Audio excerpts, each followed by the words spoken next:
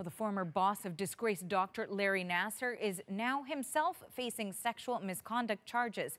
Nassar was the Michigan State University doctor convicted of molesting dozens of young women and girls, including some prominent athletes from the U.S. gymnastics program. Now, former Dean William Strampel is facing his own allegations. He's accused of groping a female student as well as making inappropriate sexual comments. Strampel is also charged with having pornographic images on his computer, including one of Nassar with a young female patient. And Strampel is accused of failing to adequately supervise Nassar.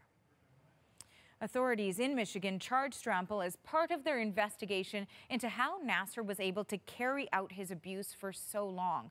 They told reporters today they asked Michigan State for material related to the investigation, including Strampel's computer. Before they responded, we received a credible tip with respect to Dean Strampel, which we felt to be time sensitive. And as a result of that, we issued a search warrant for those items that I mentioned earlier and took them. And based on that, the investigation began at that point.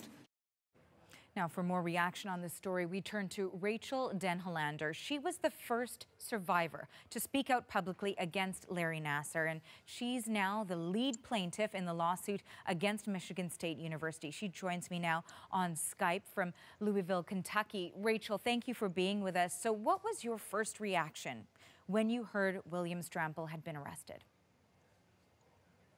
You know, I'm grateful to see justice being done, but I can't say I'm surprised. Dean Strampel's conduct through the entire Larry Nassar debacle was absolutely abhorrent. The fact that he could mock my video testimony, the fact that he could allow Nassar to return to clinical duties during an active police investigation, during a Title IX investigation in 2014, those were some very serious red flags that there was something deeply wrong in the culture at MSU. And I think we've just scratched the surface of it. So when you're talking about those red flags, you were certainly the person who raised the first one in regards to Larry Nassar.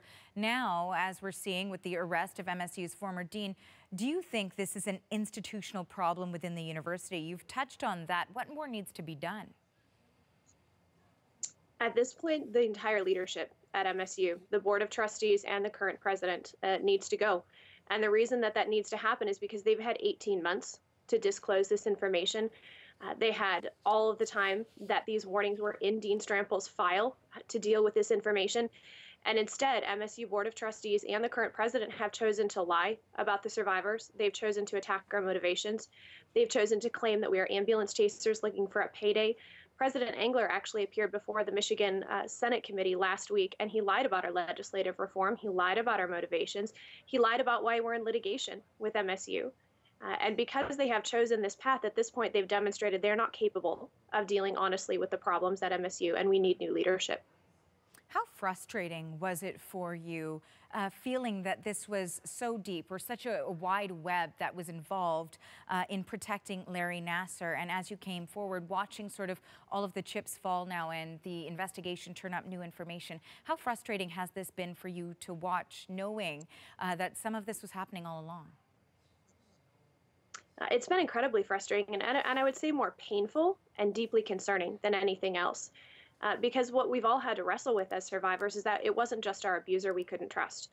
We couldn't trust anyone at that institution, and we still cannot trust anyone at that institution.